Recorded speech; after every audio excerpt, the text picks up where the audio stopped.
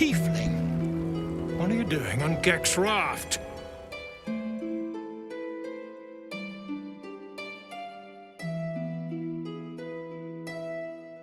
Tieflings are mortals whose bloodlines have been touched by the fiendish planes, often through descent from demons, devils, or other evil entities. This heritage manifests in their distinct appearances: horns, tails, unusual skin tones, and eyes without visible pupils. Despite their infernal ancestry, Tieflings are not inherently evil. Their alignments and personalities are as varied as those of any other race. The most common Tieflings are those descended from Asmodeus, the Lord of the Nine Hells. However, some Tieflings trace their lineage to other archdevils, such as Mephistopheles or Zariel, each imparting unique traits and abilities to their descendants. Mephistopheles, the icy, calculating ruler of Cania, is the source of a lineage of Tieflings drawn to arcane study and dark knowledge. They often possess a cool intellect and an appetite for secrets. Zariel is the fallen angel who commands the legions of Avernus. These Tieflings carry the fire of battle in their veins, born warriors, sometimes devout, sometimes vengeful, but always marked by a divine wrath turned infernal. Tieflings often face prejudice and mistrust due to their appearances and the fear of their infernal connections. This societal bias leads many to adopt solitary lifestyles or form close-knit communities where they can find acceptance. Despite these challenges, Tieflings are known for their resilience, intelligence, and adaptability, often excelling in roles that value independence and resourcefulness. In regions like Baldur's Gate and Neverwinter, Tieflings have carved out places for themselves, contributing to the rich tapestry of the Forgotten Realms. Their stories are ones of perseverance, identity, and the ongoing struggle to define themselves beyond the shadows of their ancestry.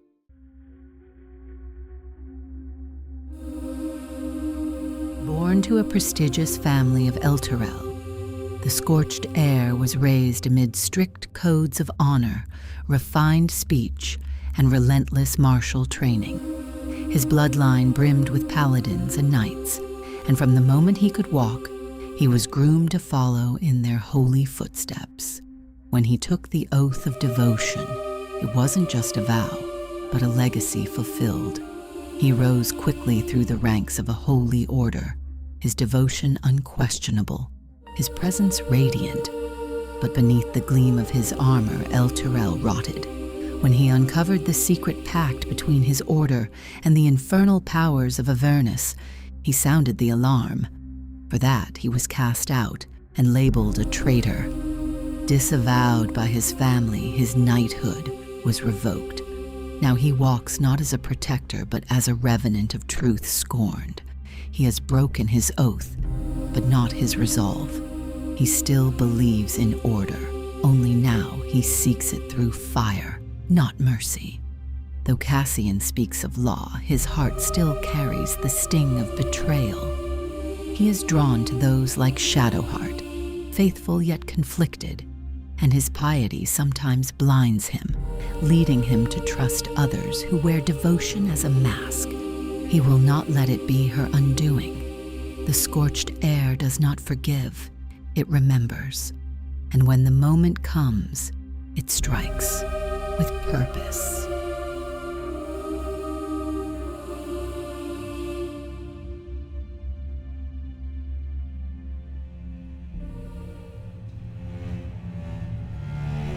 Born in the battle-scorched alleyways of Elturel, the Blade of Avernus knew only ruin and rules. Her childhood was marked by discipline, taught by zealots who claimed salvation came through order.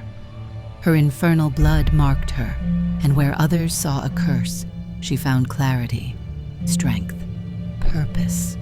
Zariel offered her a deal: power through discipline, salvation through conquest. She took the pact with calm, steady hands. The blade of Avernus was dragged aboard a mind flayer ship. A parasite now lives behind her eye. And yet, she does not see it as a curse. She sees it as a calling.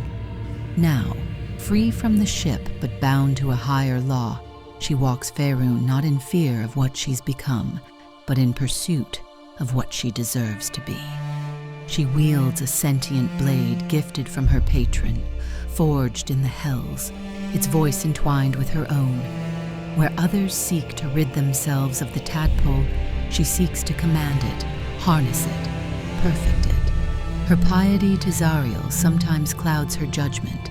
She holds unwavering faith in her patron's ideals of strength, order, and discipline, and this devotion often leads her to blindly trust those who profess the same faith. She believes that anyone who shares her reverence for Zariel must be worthy of her loyalty, even if they have their own ambitions.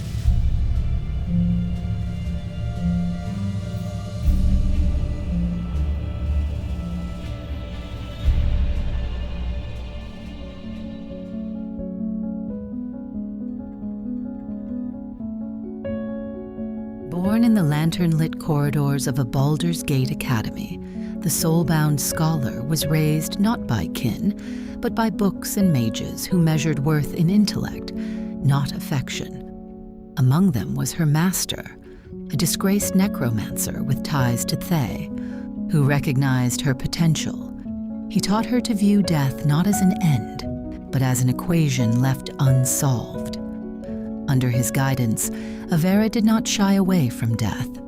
Then Varn vanished, leaving behind only a locked grimoire and scattered notes about a parasite that could fuse mind and soul. Days later, she was taken, abducted aboard a mind flayer ship, and marked with the very tadpole Varn had theorized. Where others woke in panic, she awoke with purpose. To her, this affliction is more than a curse. It is a revelation, a rare living artifact that might hold the key to the soul's architecture. Now free from her captors but bound by something far more intimate, she walks the world with a scholar's gaze and a necromancer's resolve. She observes more than she speaks, cataloging behavior and death with equal detachment. But she is not heartless. There is a part of her, deeply buried, that aches with unanswered questions about her master, about the soul, about herself. Was her life ever truly her own? Or was she always just another subject in someone else's experiment? She travels not to destroy the parasite, but to master it. And in doing so, finally claims something that has always eluded her: certainty.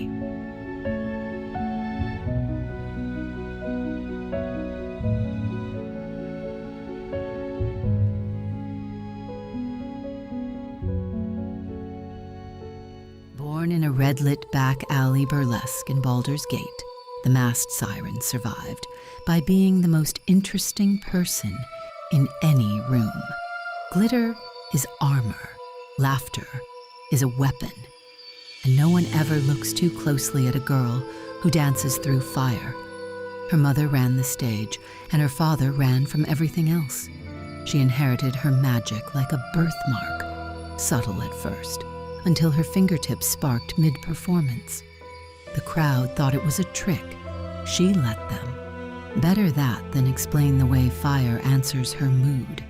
Now there's a voice in her head that isn't hers. A tadpole, a living leash. She wears her fear behind a smirk, but it gnaws at her. This isn't power she earned or tricked someone into giving. This is control, insidious, undeserved. And she hates it. Astarion is another complication, elegant, dangerous, and entirely too familiar. Their connection is unspoken, not trust, not even fondness, but recognition. They've both worn masks for so long they've forgotten how to take them off. She doesn't trust him either. But in a world that demands control, his presence feels oddly honest. While others grow hungry for the tadpole's gifts, Lace refuses. She won't be made someone else's puppet, not ever. So she flirts, she sings, she spins stories like silk. She doesn't want power without price. She doesn't want control without consent. She wants freedom. And she'll burn through every lie, every god, and every devil to keep it.